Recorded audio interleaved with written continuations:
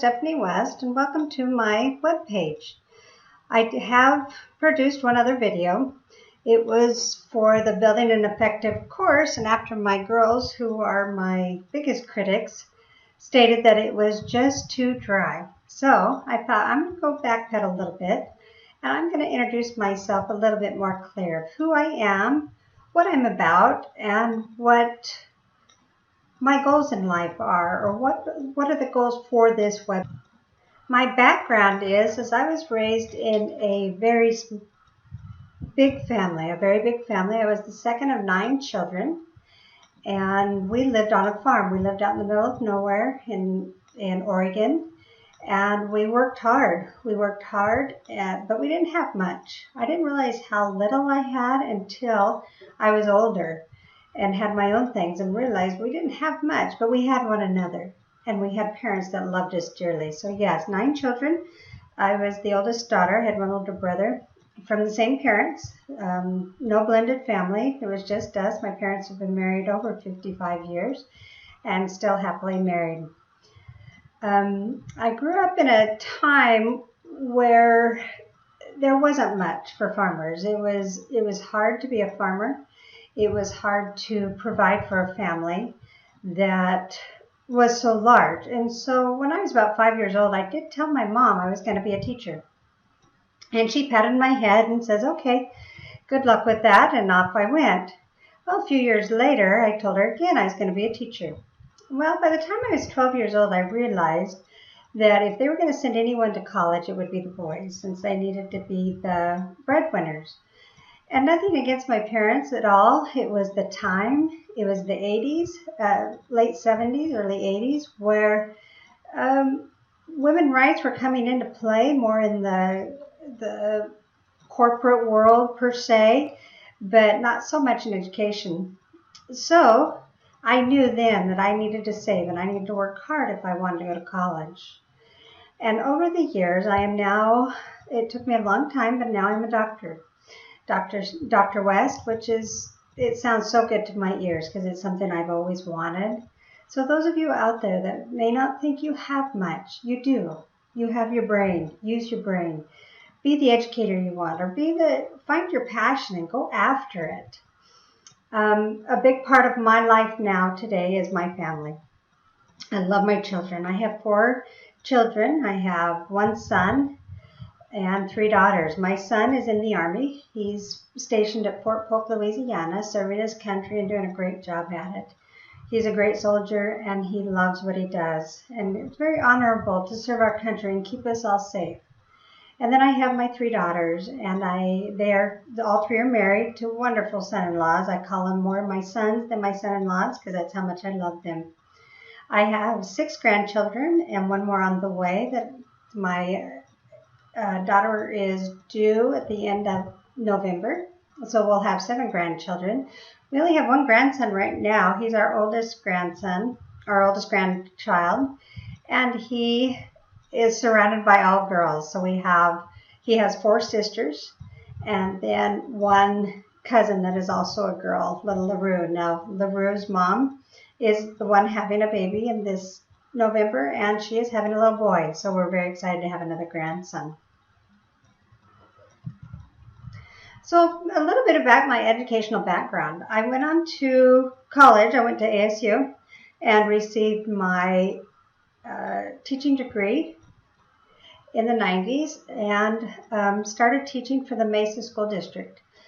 During that time, while I was first teaching, I really wanted a master's program or master's degree, and it was so encouraged then. It was just something that we all knew as teachers that we needed to do. We needed to make sure that we were continually growing and building our professional development. So I went ahead and went back. My first master's is in curriculum and instruction, specializing in reading. And after that time, I got into leadership roles. So I went back again and got my second master's in educational, administration. So at that time, I was able to get my principal's license, and then I did 1 more internship where I was able to get my superintendent's license. And then a few years ago, once again, that education bug grabbed me, and I really wanted to do more research in education, more at the higher levels of education. So that's when I went back and I just finished my doctorate of education at Grand Canyon once again in leadership, so educational leadership. So my philosophy of education, education is something I have always wanted to do. It's a part of me. I feel like education is a calling. I do believe that. I think it's hard to be a teacher today. It's even harder to be an administrator, a leader. There's a lot of pressures, a lot of stuff that are pushed down, mandates that we have to follow. But I believe that every child, no matter what they are, what age they are, it deserves a good education. They deserve teachers that love them, teachers that will go the extra mile, will be their advocate, will help them grow, help them find their passion and move into other realms of education or careers, whatever path they are. We need to be those advocates for these children. Even at the college levels, those of you that are college professors, you need to be that advocate for them. Help them find their path. It's so important. I teach reading development classes over here at the community college, and these kids are coming to college with a very low reading level. And as I've worked with them and seen the progress with them, it has been the most rewarding thing I can ever do in education, is really getting kids to see that they can do it, that they have the growth mindset, that they can move forward with whatever goals they have. So think of that as a teacher. Are you prepared to be that advocate? Are you ready to be that person that is their support system? So my educational experiences. So I started out in the Mesa Public Schools here in Arizona, and I taught 4th and 5th grade. Well, as our old children got older, because see, I didn't really go back to teaching until Sierra, my youngest, was in kindergarten, because I wanted to be a stay-at-home mom. So once Sierra was in kindergarten, I went with her, and wherever I taught, my kids went with me. And it was a great role to be a mom and a teacher at the same time. So like I said, I started out in the Mesa Public School system, and I taught 4th and 5th grade. But after a couple of years, we really started to look at where we wanted to raise our children in the best possible area. So we moved to a small town in Arizona. It's called Sholo, Arizona. It's in the White Mountains, northeastern part of Arizona, up that way. And so we raised our children up there. And when I moved up there, the only position they offered me was a kindergarten teacher. Now, I taught kindergarten. I thought, well, I'll get my foot in the door. You know how we all do with the education. We're like, okay, let's find the greatest position for us. And so I took the kindergarten job and absolutely fell in love with kindergarten. It taught me so much of how to teach, how to scaffold back to that basic educational skills that kids need, that foundational skills, which is so important in early childhood. So I do have an early childhood endorsement also, and with my reading endorsement, which really came in handy. So as I was finishing my first master's degree, the principal of the high school came a-calling and asked me to come to the high school and teach the 10th grade English classes, so sophomore English. And this is the years back with the Ames testing. Now, Ames testing here in Arizona was that state mandated test, and they had to pass the state mandated test to graduate from high school, and we started giving the test at the 10th grade level. Well, at the time I went over there, the principal says, this is your goal. You need to help me raise the scores. And that's what I did. I went over there and we raised the scores in reading. We were in the low 70s, which doesn't sound real low to some, but for a rural area, that was very low. And by the time I left, 2 years later, we were at 85% passing. And then in writing was my biggest jump.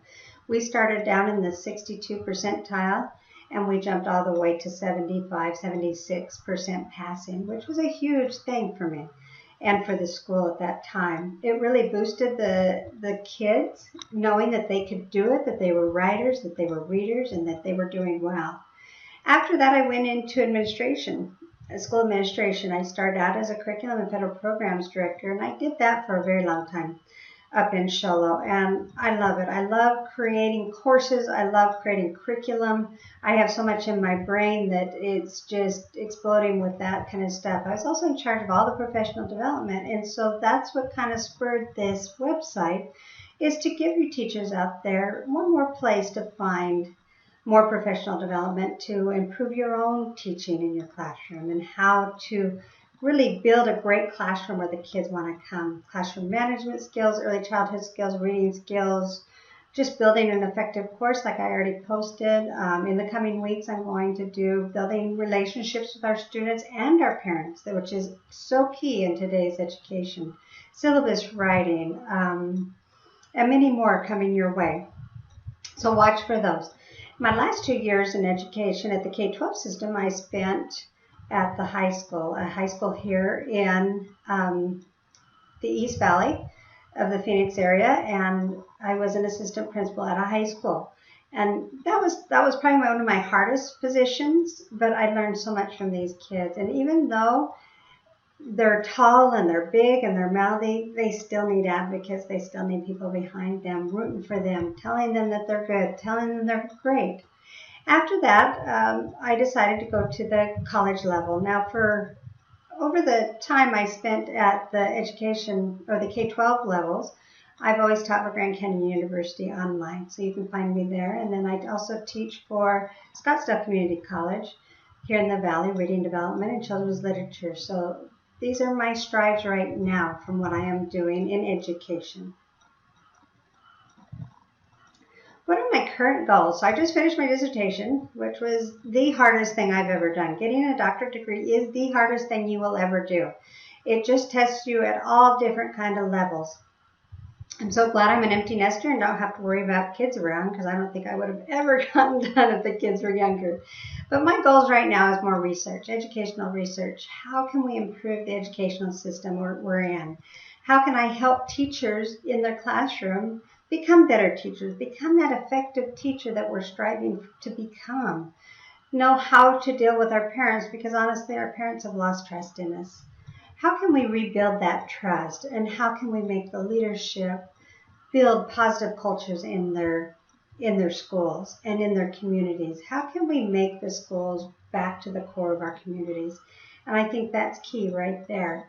We need to gain the trust again of parents. We need to make the schools a place where everybody wants to come and be with their children. We need to have it a place where our children want to come, where there's not so much violence, that the bullying goes away, that the leaders that are running the school are kind to one another and to the teachers. Help the teacher morale fold. I know that sounds like enormous goals at this time, but that's what my research basis is right now. So that is the end of getting to know me. I would hope that you would go to my website and subscribe. Here's the link to it. Go on there and subscribe. It's perfect. It's completely free. You can subscribe and get all my updated posts, my videos that I do, any suggestions. You can also ask me questions there, and I would be more than happy to get back to you if there's something that's just on your mind that you need to do. Again, thank you for visiting with me, and I hope you have a wonderful day.